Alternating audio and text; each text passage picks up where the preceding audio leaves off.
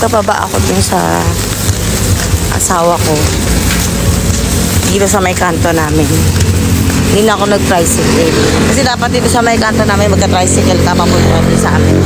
Eh, ang layo. Hindi na ako nilakad ko. Siyempre para may walking akong gano'n, mapa-exercise ako. Kasi nga wala na akong panahon mag-exercise. Diba? Pa-endor-endor pa ako dun sa Fitbit first. Hindi naman nagagamit kasi nga busy yung tao. Person. Ayan. Ito lang maging exercise. Tsaka itong jacket ko na to, nakakapag, siya, yung papawis. Ayan.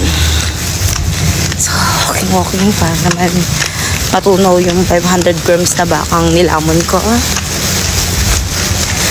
Ngayon, hindi pa ako nagugutom. Nakabukas na ulit ako kakain. Hala, ba't ganun? Ang galing. Kaya niyo yan. Char. Lakad ako. Lakad lang.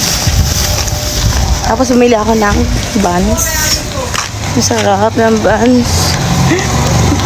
Parang gusto ko ng buns. Bawal sa akin.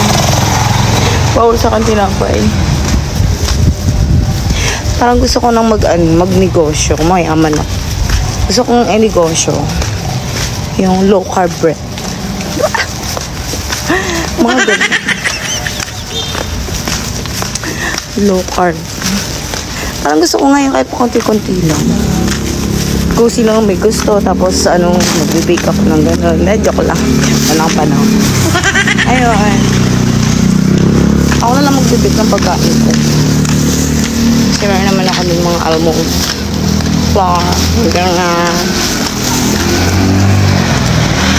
Ayun yung lakad ko. Feeling ko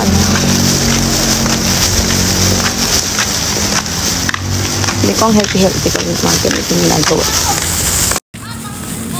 Hello, grabe, malapit na ako sa amin. Congrats, feeling ko kanina isang beses na ako kumain ngayon. Feeling ko nalulusaw na yung mga tumor ko sa katawan. Kung may tumor man ako, nalusaw na siguro. Mga cancer.